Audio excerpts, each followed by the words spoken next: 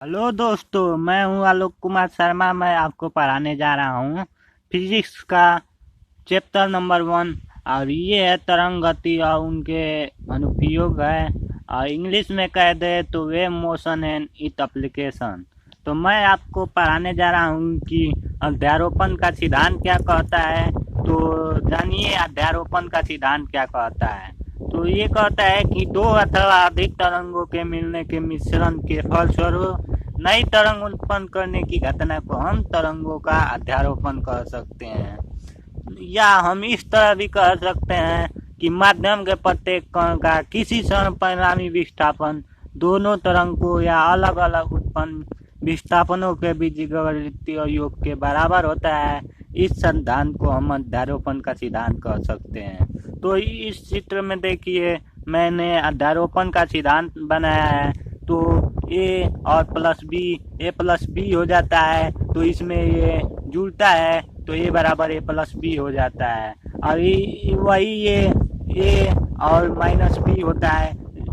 भले ही ये जुड़ता है तो लेकिन ये ए माइनस बी होता है। तो ये जाकर अपना ए माइनस बी बना लेता है। तो हम इस तरह भी कह सकते हैं। ये रहा उसका एग्जाम्पल रहा है।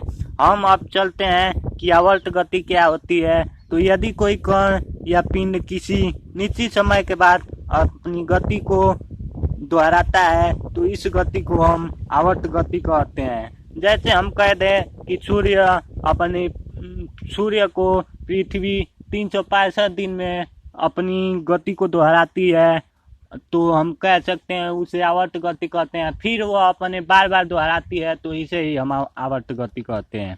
तो अब हम लोग चलते हैं कि क्या होता है दोलन गति। तो दोलन गति क्या होती है कि जब कोई कण या पिंड एक स्थिर बिंदु के इधर उधर या माध्य बिंदु के ऊपर नीचे दोनों ओर आवर्त गति करता है तो उसकी इस गति को कंपनिक या दोलन गति कहते हैं।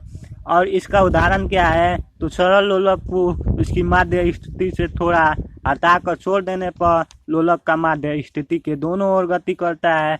जैसे हम इंटर में किए होंगे प्रैक्टिकल, तो एक लोलक होता होगा और उसको हम फिर से छोड़ देते हैं तो अपने जाकर आता है जाता है और फिर से अपने बिंदु पर आकर रुक जाता है। तो उसी को हम कह सकते हैं दोलन गति। अब सरल आवर्त गति क्या होती है, जब कोई पिंड या गति एक सरल रेखा में एक स्थिर बिंदु के इधर उधर या ऊपर नीचे होती है तो उसे हम सिंपल हार्मोनिक मोशन कहते हैं या सरल आवर्त गति कहते हैं। तो इसका 5 होता है। तो यह गति आवर्ती होती है। यह एक गति एक सरल रेखा में माध्य बिंदु के इधर उधर या माध्य बिंदु के ऊपर नीचे दोनों ओर होती है। और तीसरा होता है त्वरण विस्थापन के समानुपाती या विस्थापन की दिशा के विपरीत होता है।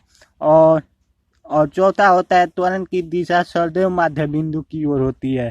यही सरल आवर्त गति का था। और मैं यहीं आपका वीडियो समाप्त करता हूँ। थैंक यू दोस्तों।